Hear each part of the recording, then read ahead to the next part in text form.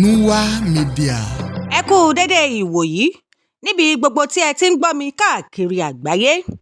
Èmi ni arábìnrin Olúwayẹmisí Elizabeth tí ìnagijẹ mi ń jẹ́ Àpèkẹ́ Elédè.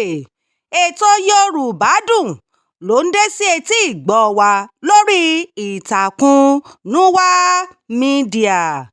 Nínú ẹ̀kọ́ tí ó kọjá, a kẹ́kọ̀ọ́ lórí àwọn iṣẹ́ ìṣẹ̀ǹbáyé tí a mọ̀ sí iṣẹ́ abínibí.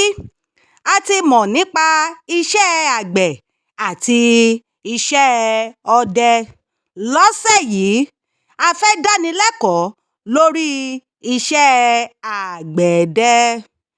Àgbẹ̀dẹ ni fífi irin rọ oríṣiríṣi nǹkan. Ẹni tí ó ń ṣiṣẹ́ àgbẹ̀dẹ ni à ń pè ní alágbẹ̀dẹ.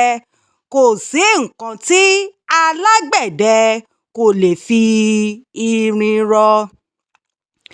Irinṣẹ́ tí àwọn àgbẹ̀dẹ máa ń lò ni owú, ọmọ owú, ìpọ́nrin, ìfínná, ẹ̀mú, iná, omi, òòlù, ìkòkò omi, irin, ewìrì àti bẹ́ẹ̀ bẹ́ẹ̀ lọ.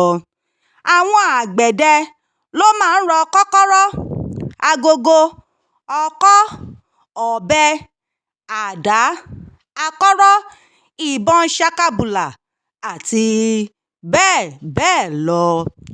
Iṣẹ́ yìí máa ń gba ọmọ ìkọ́ṣẹ́ tó ọdún mẹ́ta kí ó tó mọ̀ dáadáa.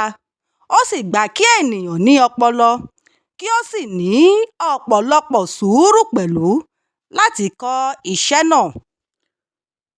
Ọmọ lè jogún iṣẹ́ yìí lọ́wọ́ òbí rẹ̀. Ọmọ iṣẹ́ sì lè wá láti ìta láti kọ́ iṣẹ́ náà. Àrọ́yè o ni wọ́n máa ń kí àwọn alágbẹ̀dẹ.